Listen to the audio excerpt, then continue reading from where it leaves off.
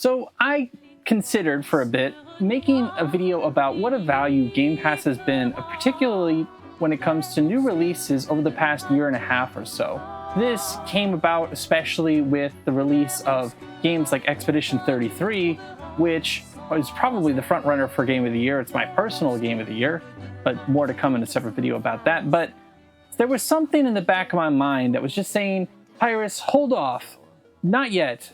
You can't trust Microsoft. There's just too much bad blood, too much bad juju going on.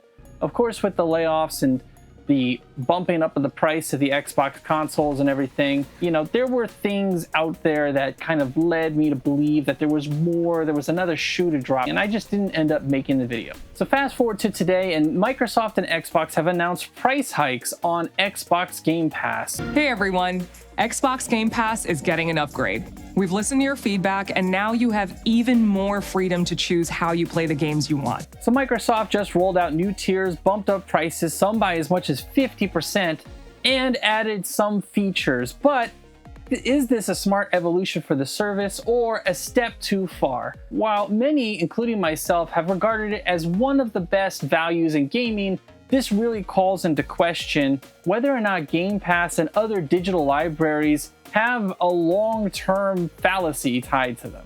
But let's talk about what's changing with Game Pass here in 2025. We'll stick to the facts, lay out arguments from both sides, and I'll share my take at the end. So first, let's get to the facts of what's changing. As of October 1st, 2025, Microsoft has streamlined Game Pass into three main tiers: Essential, Premium, and Ultimate. This replaces the old Core, Standard, and Ultimate, or renames them, along with PC Game Pass also getting a tweak. So here's the breakdown of how it's going to work going forward. First, there's the Essential tier, priced at $9.99 per month, which is the same as the old Core. So if you had the Core membership, there's going to be no increase for you.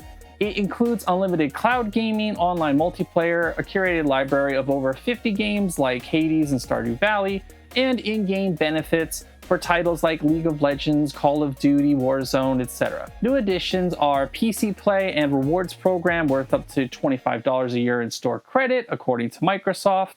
But otherwise, not a lot has changed for the lowest tier of Game Pass. The next step up is going to be Premium tier. This comes in at $14.99 per month, which is an increase from the previously named Standard tier of Game Pass, which was coming in at $11.99 per month. So in the Premium tier, you get access to over 200 games across console, PC, and cloud, including games like Minecraft, Grand Theft Auto 5, Diablo, etc. And new Xbox published games arrive within a year of launch, but not on day one. And also Call of Duty is excluded. Perks include unlimited cloud gaming for owned games and rewards up to $50 per year. And then it's time for the big one, which is the Ultimate tier. Now, this is increasing to $29.99 per month, which is a 50% increase over the prior $19.99 monthly fee for Xbox Ultimate. This bundles everything from the lower tiers, plus over 75 day one releases annually. It also includes things like Fortnite Crew, which they claim to be worth $11.99 per month. In terms of V-Bucks and outfits, Ubisoft Classics, worth about $8 a month with games like Assassin's Creed series. Enhanced cloud gaming up to 1440p, so a higher resolution version of cloud gaming, and rewards of up to $100 per year.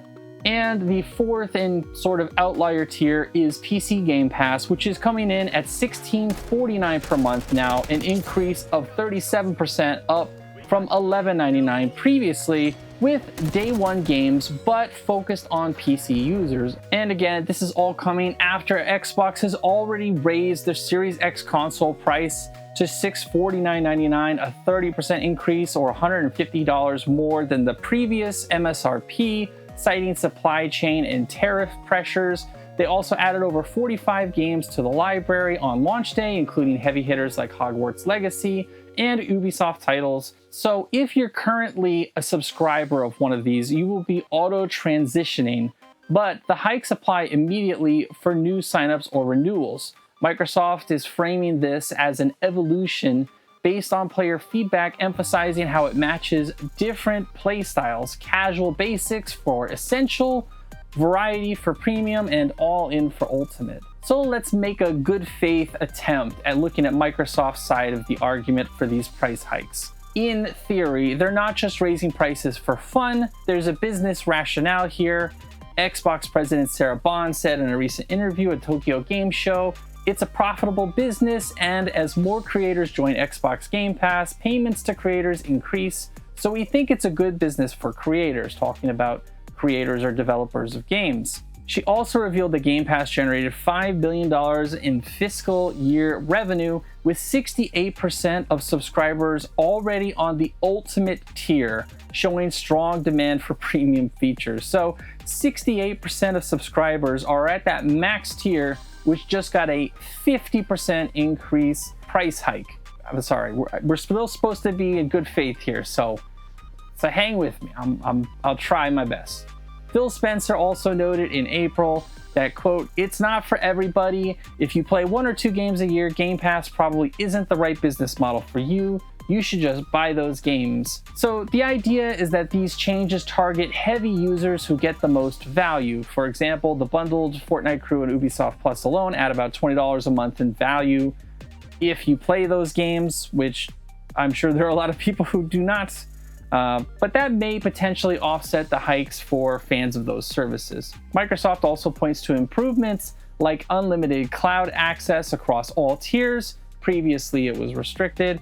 PC access for everyone. I guess so, even if you have the core one, then you're going to get PC access, but you won't get the day one stuff and some of the extra perks because you're on the lower tier. And they've invested heavily, especially after the Activision Blizzard acquisition for, what was it, $68.7 billion or whatever, and argue that the higher revenue ensures more day one games and creator support. With subscriber numbers at 34 million as of early 2025, they're shifting from rapid growth to sustainable margins, especially amid weak console sales, which obviously aren't going to get any better with these price hikes.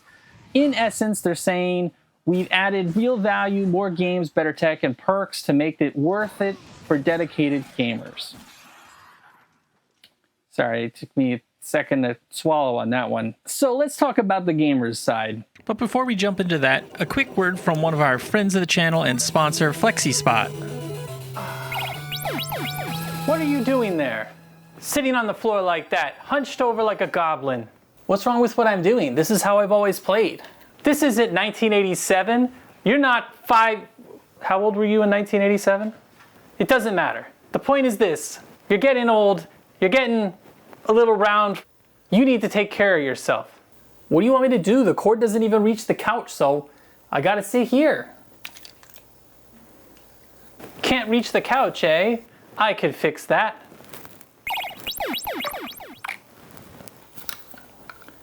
Whoa, thanks. Well, you're welcome. Now, please don't... What are you doing? What now? I got your controller, I'm sitting on the couch. Listen, I may be your futuristic fairy godfather, future you, but you've got to do something about this, because I'm you, okay? So you got to stop doing all this. You got to protect yourself. Come to think of it, my back is starting to bother me. Well, what do you have for me now, fairy futuristic godmother, father, me? Do you have some kind of magic chair that's going to fix my back and my posture? Oh, is that a challenge? Behold, the Flexispot ErgoX, perfect for saving your little goblin hunchback, and mine. Holy cow, this thing is awesome. The Flexispot ErgoX comes with adjustable side handles, adjustable lumbar support, and even a pull-out footrest. All of that including a nice back neck rest and a tilt feature so comfy you'll never hunch over in your chair again. This thing's pretty nice. Protect your spine, your back, and your gaming time from that terrible old age pain with the Flexispot ErgoX. You're welcome from your fairy futuristic still self, but not quite yourself. Please don't hurt your back anymore, Godfather. Pirates out. Yeah, let's go!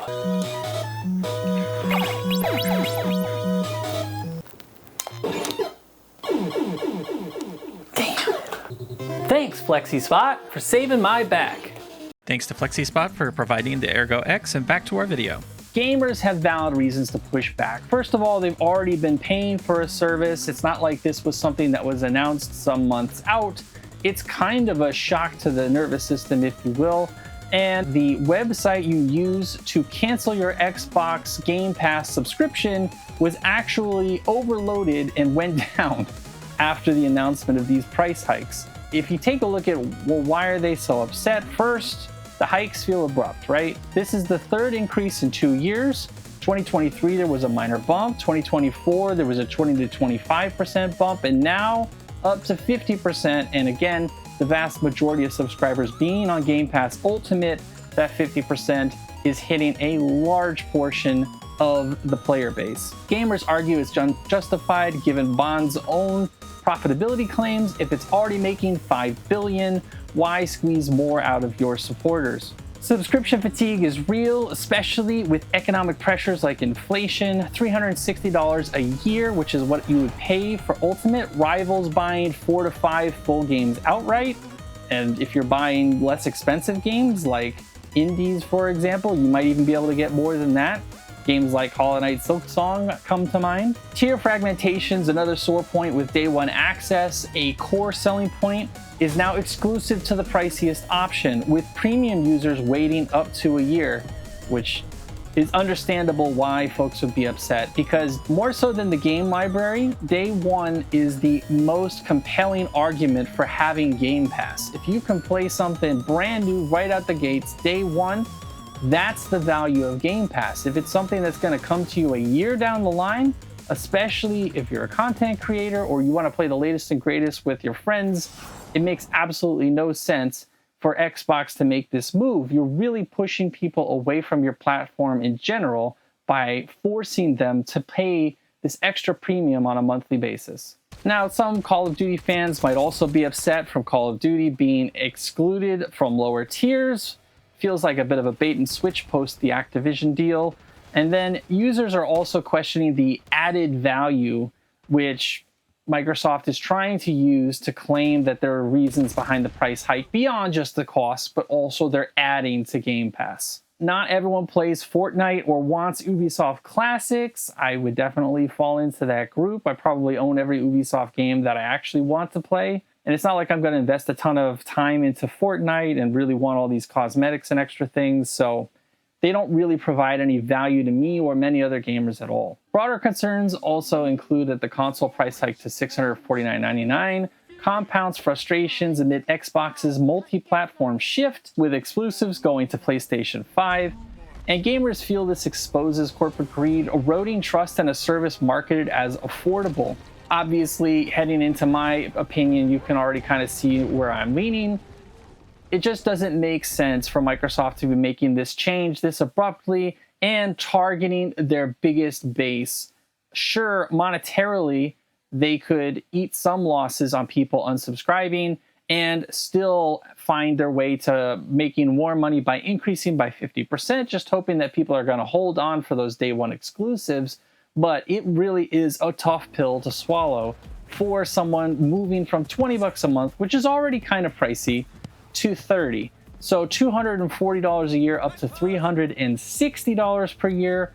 And as I mentioned previously, that's easily 5 or 6 games over the course of a year that you could own rather than just, hoping they pop up on Game Pass day one. Game Pass was already packed with enough offerings to justify its previous prices without needing to extract an extra 33 to 50% out of its customers. These hikes do feel like an overreach, especially after assurances of profitability coming from Xbox's top brass. More importantly, this exposes the weakness of an all-digital future. In a world where your library is tied to a subscription, standing up for consumer rights often means canceling and losing access to everything that you've built up, and no easy boycott without personal sacrifice. And again, this is coming from a place where I have actually enjoyed a good number of games on Game Pass recently on day one. I was able to check out the Oblivion remaster. I was able to check out one of my new favorite games, Clear Obscure Expedition 33. I was able to check out Wu Chang Fallen Feathers, which I enjoyed a great deal, especially because I'm a big fan of the Soul genre. I believe Blue Prince was on there, although I didn't get around to playing that. So there were a ton of great day one games at the current tier. Now, they're technically claiming they're going to increase the number of day one games by like 50% to try and match up with that, along with these extras for Ubisoft Plus and Fortnite, which a huge number of subscribers have no interest in, because obviously if you're invested in a game like Fortnite, well, you're spending the vast majority of your time on it. You're not necessarily jumping into all these day one games. They could have just stayed with the number of day one games they had initially, focused on quality, keep finding those winners like Rematch and Expedition 33 and Wu Chang Fallen Feathers, and hang on to the best performing part of your entire business model, which is Game Pass. Now it's going to come down to a decision as to whether or not you keep your Game Pass, or, I don't know, one of your streaming subscriptions, or probably none of them, because honestly, if you're like me, you kind of have a whole bunch of subscriptions and you don't get a whole lot of use out of them. Game Pass was one of the few where I actually did, and I'm starting to feel like maybe it's not worth it at this point. Heck, even Hollow Knight Silksong is on Game Pass day one. So they have done an incredible job at scouting out and signing on games that are immense sellers and have huge interest from their audience. But the question is, with Sony and Nintendo having their exclusives and having so many games that Xbox people will not have access to for at least a significant period of time, you're going to have to own multiple platforms if you want to play them anyway. So maybe the smartest decision is honestly just to go with PC Game Pass, drop, $14 off it, sell your Xbox. Maybe you can get a little bit of a premium on it because they increased their MSRP, and then just get out of that ecosystem altogether except for PC Game Pass.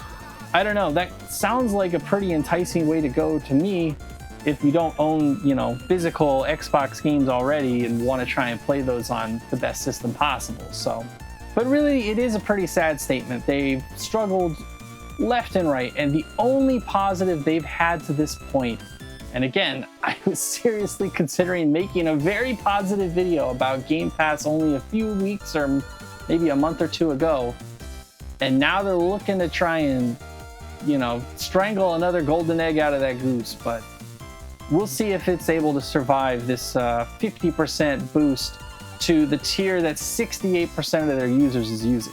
Let me know in the comments down below. Try to keep it civil if you can, but man, Xbox Game Pass, this is a big blow to Team Green, and I really don't know if they can afford to do something like this at this point. Maybe they're just relying on the fact that so many people have been plugged into Game Pass to this point and rely on the game when releases, that they're just going to choke on that extra 50% and just, take one for the Xbox team. I don't know. As always, this is Pirates or Pirates Gaming saying thank you for watching. And until next time, I will see you there.